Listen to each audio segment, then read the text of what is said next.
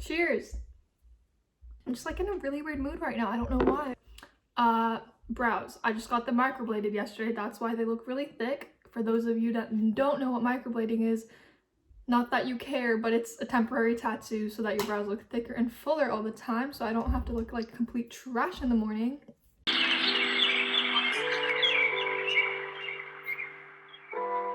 I thought I would hop on here and make this video about college schedules, since I know when I was rising freshman I had no idea what I was doing, absolutely no idea, and I would have appreciated any help I could have received, so hopefully I can help you out on that one. So a little disclaimer, I do think all the tips I'm going to share today are going to be applicable to mostly anyone at any college. However, I do go to Berkeley, so the tips I'm sharing with you are going to be specific to UC Berkeley. Hopefully there are systems in place at your college. For Berkeley students, we have a website called the Academic Guide for Berkeley Classes, and you can look specifically at, for example, if you want to complete a bio breath, you can look at all those. For if you want to look for an R1B class, which is English, then you can look at all those classes and decide which one specifically you want to take. That website is super useful for exploring different classes and reading the descriptions as well. Guys, rate my professors. I know a lot of you probably used it in high school, but I think it's a little bit different from high school, since in high school there are only so many teachers and everyone kind of talks about them. Your upperclassmen people will give you all the tea on the professors, teachers in high school, and also the opinions are very polarized on rate my professors in high school, since I feel like only the kids that really hate the teacher or really love the teacher will make a rating on them. However, in college, a lot of people just give ratings on rating professors to help people out, help other students out.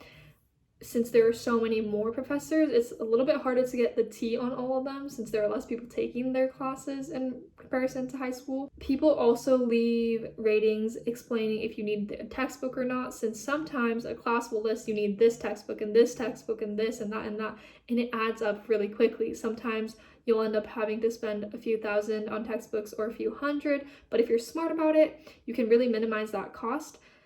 For one of my classes, I read the professor rating and they said not to get a textbook, even though it says that I needed to, because the professor won't use it, or the professor will just provide that for you. So be careful on that one.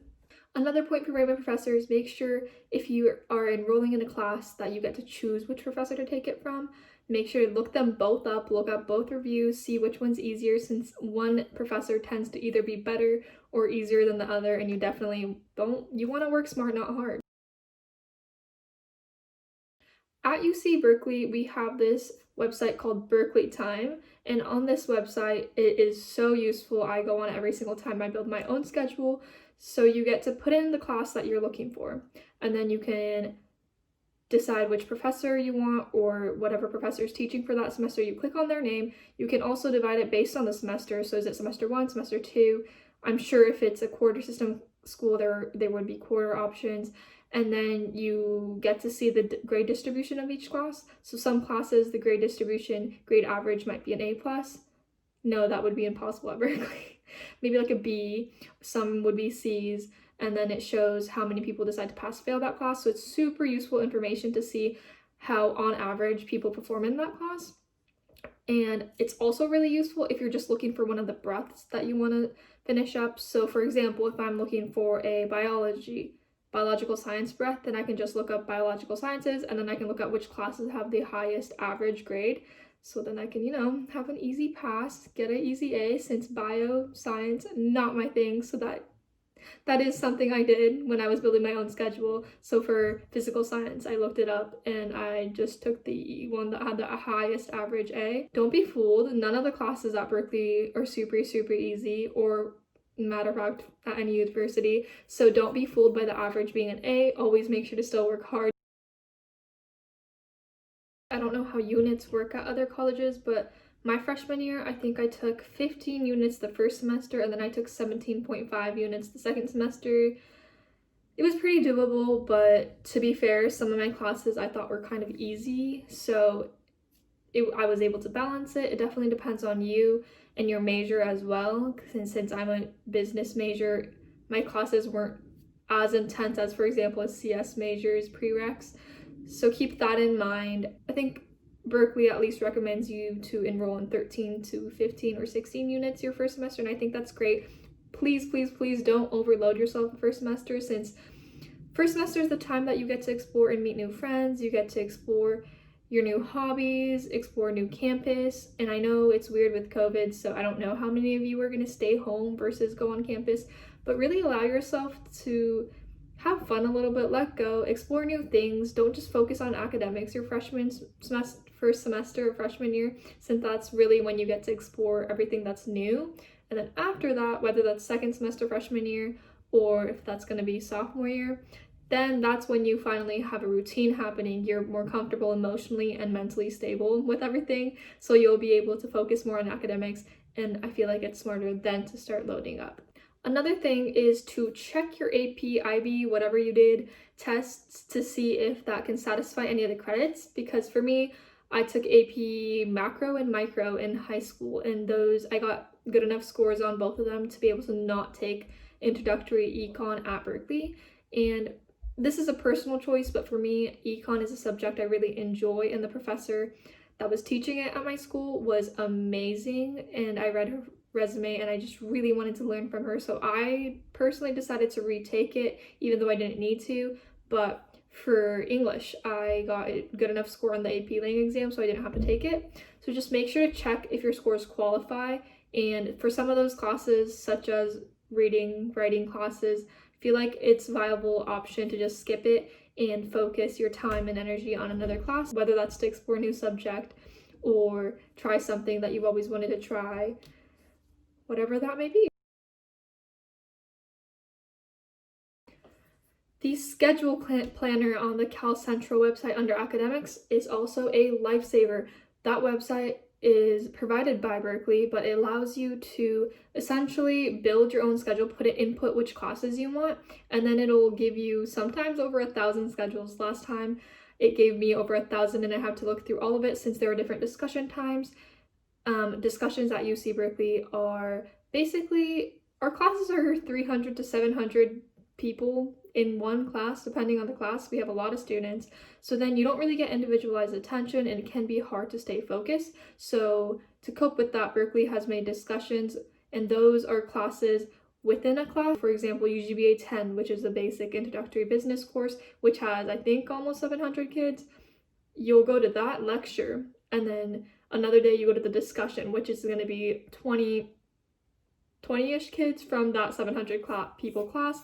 So you get more individualized instruction. You can ask questions, you can make friends in those classes. There are obviously a bunch of different times that you can choose from, since there are only 20-ish kids in each one.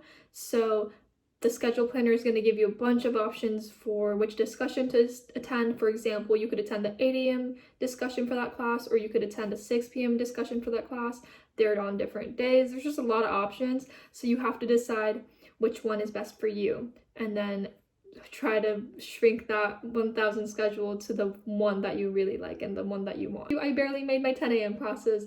I ended up getting a B in one of my classes not because of the academics or not because the class was hard, but because I couldn't wake up for my 10 a.m. So be real with yourself. If you're not a morning person, don't sign up for those 8 a.m. classes. Don't, because if you don't go, sometimes attendance is part of your grade. So you have to be careful with that. Try to decide, okay, so I'm gonna block, for example, my first class would be 11 a.m. in the morning, and then I would block off a little bit of time so that I could eat lunch with my friends, and then after that I would pack in my schedule, but I would make sure to keep my nights open because I like working out at night. So really know yourself and build your schedule based on your own personality and based on how you work. Just whatever you do, don't fall in love with your schedule, because the chances of you getting that specific schedule is very slim. Personally, I've gotten really, really lucky with registration time. I've gotten the earliest slot on the first day most of the time, so I was able to get the specific schedule I wanted. But I know so many of my friends didn't even get one class that they wanted, not a single one. So all the classes they had to take were kind of random because they didn't plan well enough ahead of time. So just make sure to have backups prepared for some of the most popular classes that you're signed up for, so that you don't get disappointed when it comes time. Make sure you have backups. Don't fall in love with your schedule. Yes, I did just change the framing. Yes, my laptop is absolutely disgusting just like me, but we move on. So, freshmen get last priority. So for example, as a sophomore, I already was able to enroll in phase 1 of my classes. That means juniors went before me, and then before them, the seniors got to register. So you're the very last ones. So the classes are most limited for you guys, so make sure to check on the availability of the classes. Make sure to check the wait list on the classes, because sometimes it tells you ahead of time how many people are already on the wait list, if it's already full, how many people or how many open seats they have left.